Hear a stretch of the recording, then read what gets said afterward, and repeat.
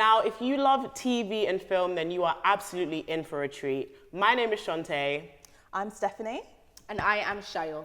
And today we are going to be talking about Black icons. So guys, how do you define an icon? For me personally, I would say that an icon is somebody who has a legacy, who has created a legacy through their reputation in the industry that they're working in, through the works and the contributions that they have provided within that industry, and who have raised the bar. I think somebody that can be a source of inspiration for somebody who people can look up to and be like, that is somebody who I aspire to be like one day, and somebody that's just made like monumental strides within the industry that they're in. So yeah, we all watched Insecure. How do you feel about the show? If you knew the end was coming, how would you make the most of your time left? Everything's out of my control. Even with Lyft, I don't control where I go. No, I don't want to take you and your friends to Palm Springs. It's Tuesday. Yeah, I think with like Issa Rae, I think she's one of the figures that I think has really changed the game when it comes to content creation, and like starting on a platform such as YouTube and then turning it into this empire. And I think it's just really inspirational for those of us who create content on the internet to kind of broaden our horizons. And you know, she went from having like Patreons and you know, people were fundraising to kind of get her to get the content that she has now, and it's like she's been able to give back to us in so many different ways from the show. And I think what makes Insecure such a great show is that it's so relatable. That whole idea of you just being like a regular, degular black girl, like you don't have to make some sort of exceptional effort every single day. You're just living your life. Like you're not struggling, and B, you're not living up to like unrealistic ideas of success. And so that's what I really love about the show. It just feels like quite normal and just like within reach. And even the issues that they discuss, like they feel so like pertinent to black women. Like if in that very first episode, like pilot episode, where she sat down with Molly, basically Molly's like texting this guy, she's really excited, and the guy texts her and he's like, I'm not looking for a relationship right now. And she was just like, why is this happening? And if she was like, you know, if I'm too affectionate, then I'm smothering. If I withhold, then they don't know that I like them. If I sleep with them on the first date, then this is the thing. And if I don't sleep with them at all, she was like, I'm just getting sick of it. And I was like, episode 1 is already dealing with the issues. Like, so good, so on point, like, so just culturally relevant. I'm obsessed with the show, man. And I think just like in terms of like Issa being an icon as well, like I just love the fact that she kind of is very similar to the character she portrays on the show with regards to her personality. So like, if you guys follow her on Twitter, like she's very funny and like she's just very down to earth, and she puts everyone on, which is what I like. So like a podcast that I listen to, The Read. So she's currently like producing Kid Fury's like show, and it's like she was a fan of them, and now she's like, okay, do you know what? I'm at this level. I'm going to bring you guys onto it as well. And I think that kind of relatability and like being able to bring others to enjoy your success as well is something that I think is really admirable in her. And she's just she's beautiful, she's like multifaceted, she's funny, relatable, down to earth, and I think these are all characteristics that go into making somebody an icon, alongside like being efficient and, you know, working hard. Obviously she's doing amazing things and she's achieved so much. She's still very much like a sister girl. I feel like I call everyone sister girl, but she really does feel like a sister girl. Like she feels like your friend that you could just like call up and like have a random chat with. We're proper begging this friendship. It's like if you're watching Hey. Segue. Yeah, so. We may have different stories, but we hold common hopes. We may not look the same, but we all want to move towards a better future. We have no choice if we are to continue on the path of a more perfect union. What makes Barack Obama an icon? Obama's status as an icon is very much attributed to him as a symbol. He was the first black president in a country that has so much obvious and like visible racial tension.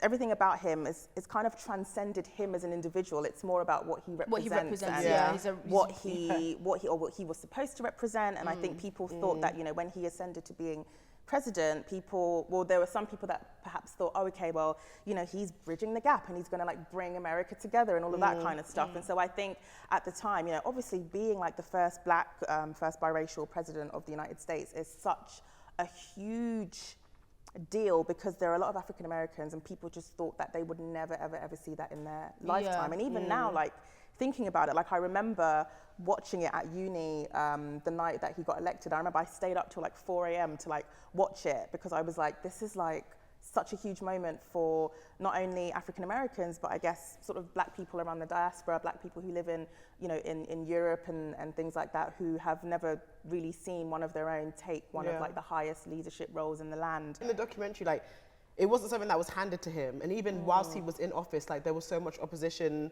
not in just like the opposite party, but even in his own party. Do you know what I mean? Like there was so much pushback, and even look at what happened after he left office. We got Donald Trump. Do you know what I mean? And that felt like Who's we? The free world got Donald Trump. So I think that sort of huge pushback is definitely kind of like it does symbolize how impactful he was and how much of a shock it was to people. Despite him being elected twice, like it was still a huge deal. And I think a lot of people are still, some people are happy about it, some people are unsettled by it. Some people want to see it again, some people never want to see that stuff again. And I think, like you were saying before, like being an icon means being quite like polarizing. There are going to be people who don't like you, people who really, really don't like you, and then people who are obsessed with you. And in some ways, I think that makes him iconic. Who would you say are icons today? Obviously, outside of Barack Obama and Issa Rae. Michaela Cole, like, my gosh, she is like, her. She is an icon. She's like she's an icon in the making. Like, her work, her books, like she's just, honestly, like we're so blessed to have her. Like here in the UK, like she's making incredible TV. Like I May Destroy You was just brilliant. Was spellbinding, beautiful, award-winning, like amazing writing. I think it definitely was another kind of one of those insecure moments in the sense that it spoke so much to like the Black British experience, particularly to Black British women. Like any sort of Black British woman that is a creative, be it, you know, a writer, wherever you are, like that, the way she basically navigated her craft spoke so much to me. So I was like, do you know what, this is banging. Who do you think in the next few years would be considered icons? If we're talking about millennial, Gen Z types, who do you see like really getting to that pinnacle of iconship? I think Munya Chihuahua, definitely. I think he's carried so lockdown, talented.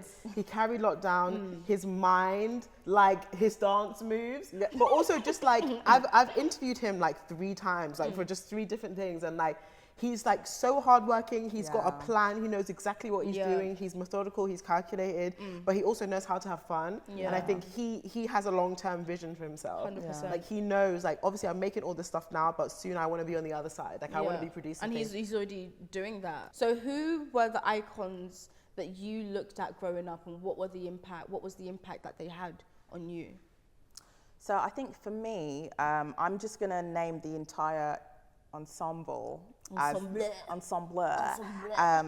an iconic show. So The Real McCoy for me growing up was amazing. For me, my mum, like I grew up in an area that was predominantly for the most part white.